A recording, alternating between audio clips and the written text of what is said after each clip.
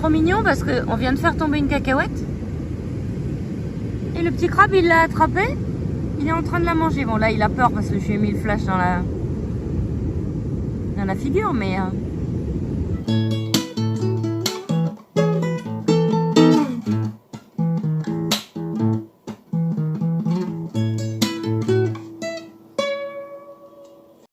Bonjour.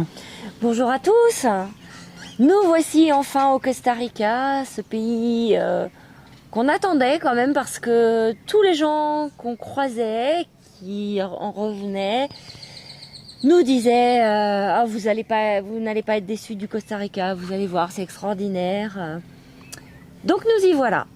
Oui, on peut tempérer parce que on avait à la fois des attentes élevées, parce qu'on nous disait surtout que ça correspondait à nos centres d'intérêt, notamment en matière de tourisme animalier, mais on nous disait aussi que c'était cher, que c'était américanisé, que c'était artificiel, qu'il y avait trop de monde. Donc non, on avait des attentes qui étaient en réalité un peu marquées par l'incertitude, on ne savait pas trop quoi trouver. Et quand on est arrivé donc par la côte atlantique, puisqu'on rentrait directement du Panama. Et précipitamment, donc la première chose qu'on a fait, c'est qu'on a trouvé un bivouac au plus vite. Et dès le lendemain, on est allé visiter un parc qui s'appelle le parc de Cahuita, qui est assez réputé dans la zone, et qui est un parc côtier. Alors ce parc, on y entre par une porte et on sort par une autre porte. Et donc la découverte du parc s'apparente à une longue marche d'une dizaine de kilomètres qui va nous voir alterner des sections forestières, on est dans la jungle, et puis des sections qui sont des sections plus maritimes où on est aux côtières. On borde la plage. Voilà, on débouche sur une plage, sur un éperon rocheux, et on a là un très beau spectacle. Il fait toujours chaud et il y a un petit peu de moustiques. Mais qu'est-ce qu'on voit, ou qu'est-ce que nous on a vu en tout cas à Cahuita? Alors c'est une découverte qu'on a faite sans guide et probablement on a vu un peu moins d'animaux qu'on aurait vu avec un guide, il faut bien le dire. Mais la première bonne surprise, on était là sur un long ponton, car la moitié de la traversée se fait sur des pontons parce que le sol est assez marécageux. On a vu une petite famille de ratons laveurs. C'était une belle surprise. En fait, on marchait et j'ai entendu des petits bruits. Alors, on s'arrête et en fait, ils marchaient sur des feuilles sèches. Du coup, on s'est arrêté, on n'a pas bougé. Et quand eux, ils ont cru qu'il n'y avait plus personne, à ce moment-là, ils sont montés sur le ponton. Et on a eu une très très très belle scène de ces jolis petits animaux qu'on n'avait jamais pu approcher encore. Donc c'était une très jolie découverte.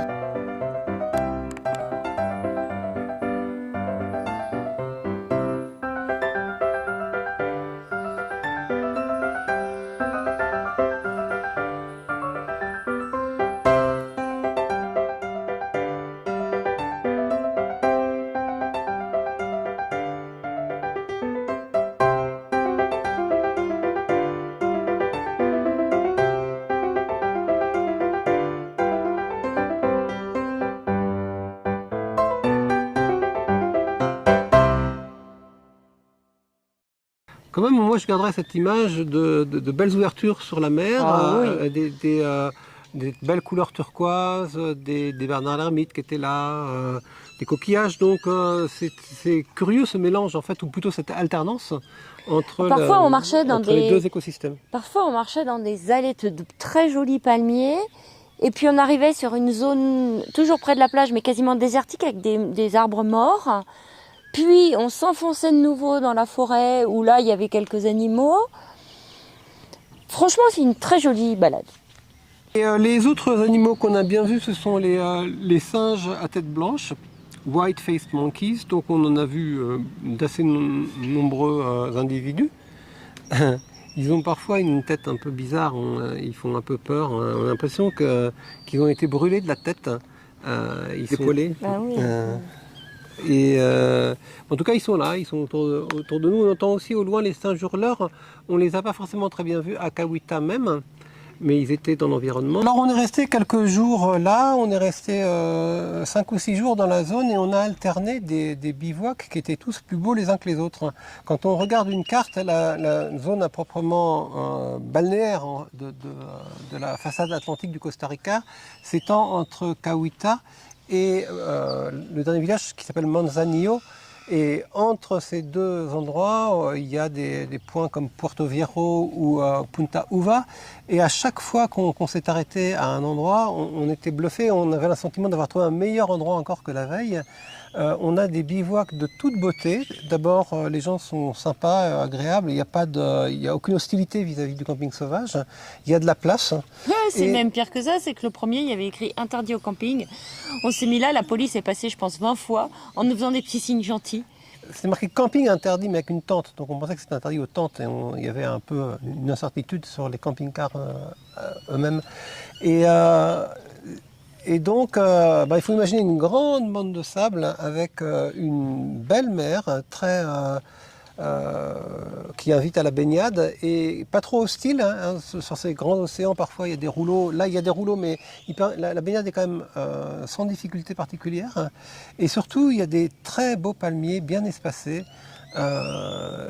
Et des palétuviers et on a l'impression que c'est un jardin en fait, que ça a été dessiné par un paysagiste et on a le droit de se mettre où on veut là-dedans. En fait, on arrive et littéralement on dort à 5 mètres parfois des flots. Donc c'est un endroit absolument idéal de notre point de vue et c'est pas du tout ce qu'on attendait pour le camping sauvage. À telle enseigne qu'on n'a pas du tout envie d'aller au camping établi parce qu'on ne peut pas trouver mieux que ces endroits qui sont juste offerts par la nature. Donc ça c'est vraiment une image forte qu'on gardera de cette zone. Si ce n'est les petites bêtes qui piquent quand même encore. Oui, c'est le gros défaut. Depuis plusieurs mois maintenant, donc on en a un peu marre. Alors l'avantage là, c'est qu'on avait trouvé une plage où on était vraiment tout seul et qui était immense et il y avait des morceaux de bois et on pouvait se faire du feu. Donc les 2 soirs où on s'est fait du feu, là franchement on était tranquille puisque ça éloigne les insectes. Bon alors cette fois il y en a marre. Hein. On va faire des feux pour éliminer les sandculos parce que ça nous gâche nos soirées. On bougera la table s'il y a besoin. Hein man? Ouais. Petit bivouac de ce soir. Donc là, pour le dîner, nous avons de la baguette et de la terrine de foie de volaille, toute fraîche. Tout ça trouvé chez un boulanger français. On a même trouvé les cornichons, donc c'est cool. On a trouvé une belle araignée sur Oscar ce matin. C'est parce qu'on dort au bord de la jungle. On a fait une petite marche aussi tout à fait au bout, à la fin du village de Manzanillo, mais on n'a pas grand chose à dire de cette marche parce qu'on est tombé sur un sentier extrêmement boueux qui nous a amené à faire demi-tour très rapidement. On a guère qu'entendu des singes hurleurs hein, et on a fait demi-tour, on a vu quelques crabes. Ces crabes étaient jolis, mais on va dire que c'est pas forcément ce qu'on attend dans un parc national. Donc ça a clos et marqué l'endroit du demi-tour le long de cette côte. Revenons de Manzanillo, qui marque donc l'extrémité de la route. On s'est arrêté un moment. D'abord sur la route, parce que d'Oscar, on a vu qu'il y avait beaucoup de gens qui regardaient un arbre. Il y avait quelques haras verts. Et pas très loin, il y a un endroit où on peut aller les voir. Voilà, c'est un endroit privé qui s'occupe de la réinsertion des haras dans la nature.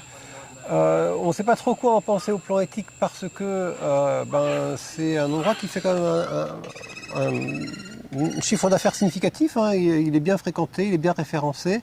Il est tarifé assez cher pour une visite qui est somme toute très courte. Et il fait travailler apparemment des bénévoles. Donc on se dit que les propriétaires font pas forcément ça pour simplement dans l'esprit de la préservation des haras, mais on ne peut pas non plus leur prêter trop mauvaises intentions.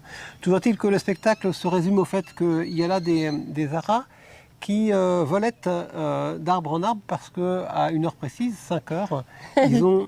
à 16 heures. La visite est de 16 à 17 heures, pas à 17h01. Et à 16h05, Ils remplissent les mangeoires. Donc à 16h05, elles sont envahies de perroquets qui viennent manger. Et à 16h30, ils commencent à prendre la route du retour. Donc c'est vrai que c'est quand même très très court. C'est un peu un côté show à l'américaine, quoi. À peine le temps de faire quelques vidéos, quoi. Bon. Mais les haras sont très beaux, ils sont bien non, là, ils sont on a rien à dire, très... les bénévoles sont charmants, donc c'est un beau spectacle. Non, puis ils font, enfin, vraiment, ils nous ont expliqué, c'est de la réinsertion, c'est-à-dire que ces haras, il n'y en avait plus du tout il y a quelques années. Ils les ont réimportés, ils ont créé des nichoirs, ils ont eu des petits, et maintenant ils ont le premier retour des petits, quoi. Donc ils sont contents. Donc les haras verts sont réintroduits dans la partie nord du pays. Mais du point de vue qui est le nôtre, et on a déjà vécu ça en Afrique, de toute manière, c'est un cas général, on a beaucoup de mal à évaluer, à démêler, on va dire, l'intérêt pécuniaire de l'intérêt écologique de la part des personnes qui vont de ces centres de réhabilitation. Donc on ne peut pas conclure et on est resté là-dessus. Nous on était là pour voir des haras, on les a vus et on est reparti. Dans tous ces pays, que ce soit la Colombie, le Panama et maintenant le Costa Rica, on oublie à chaque fois que quand on va manger quelque part, on ne devrait prendre qu'une seule assiette pour nous deux. Et quand on arrive, on a super faim, donc on est content. Et quand on voit les assiettes arriver, on se dit qu'on ne va pas pouvoir tout finir. Et aujourd'hui, je viens rechercher ma petite casserole pour ne pas utiliser les boîtes en plastique ou les boîtes en polystyrène. Et là, elle nous a rajouté du riz et du poulet. Et on repart pour tout ça. On en a au moins pour 2 repas encore. Et avant qu'on reparte, elle nous a dit, allez, j'allais oublier des petites douceurs à la noix de coco.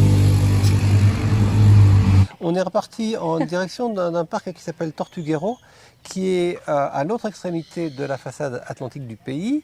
Et ce parc, donc, il est intéressant en ce qu'il offre la possibilité de voir de nombreuses variétés et de grandes quantités de tortues dans de très bonnes conditions, sauf que ce n'était pas la saison.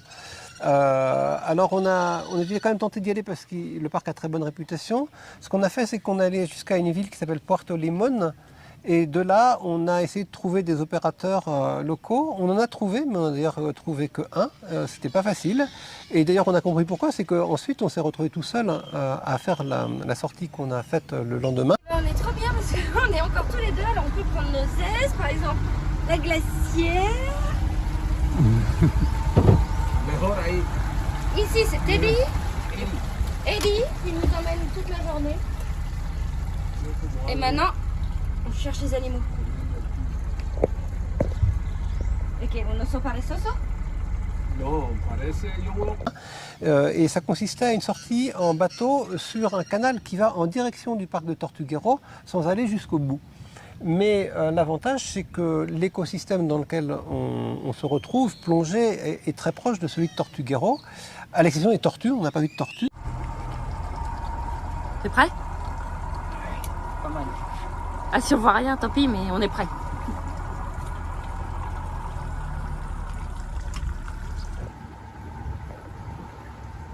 Régulièrement, on voit des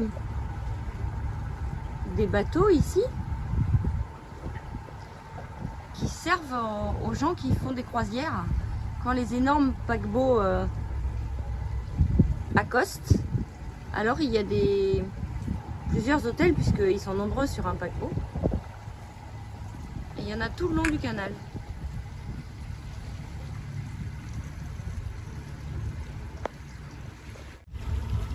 Et comme ça, ils ne sont pas dépaysés, ils restent en groupe d'au moins 100 personnes. 100, 200 personnes. Mais par contre, on est dans cet espace de mangrove. Toutes les petites bouteilles qu'on voit là sur le canal, ce sont des bouées qui sont attachées à des casiers pour attraper les crabes.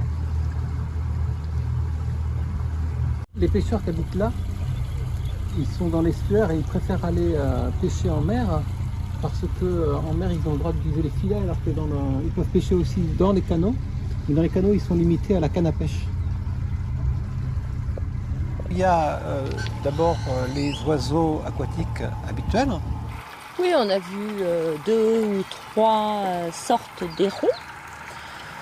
On a vu des hirondelles, on a vu beaucoup d'iguanes, on a vu un lézard basilic, un ou deux je crois bien, qui sont ces très beaux lézards qui ressemblent à des dragons et qui marchent sur l'eau. Malheureusement on les a pas vus marcher sur l'eau, mais on les a vus sur une branche. Et puis on a bien conscience qu'on a eu l'immense privilège de se trouver au bon endroit, au bon moment. On a vu un paresseux dans de très très bonnes conditions. Il s'avère que les paresseux ne descendent de leur arbre qu'une seule fois par semaine, tout bonnement pour faire leurs besoins, de préférence dans l'eau quand il y en a. Et donc le guide a repéré un paresseux qui était en train de faire ses besoins. On est arrivé sans moteur, tout doucement, et on l'a approché à 1 mètre. Donc c'était une expérience incroyable. On s'est pas gêné mutuellement, il n'a pas eu peur. Et ça restera, pour moi, une image que je n'oublierai jamais.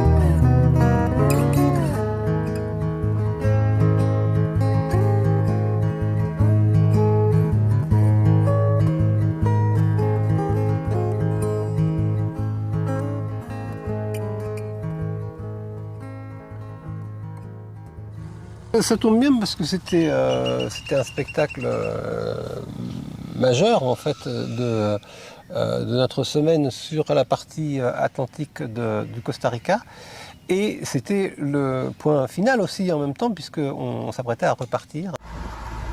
Et là, regardez qui nous attend, notre petit Oscar.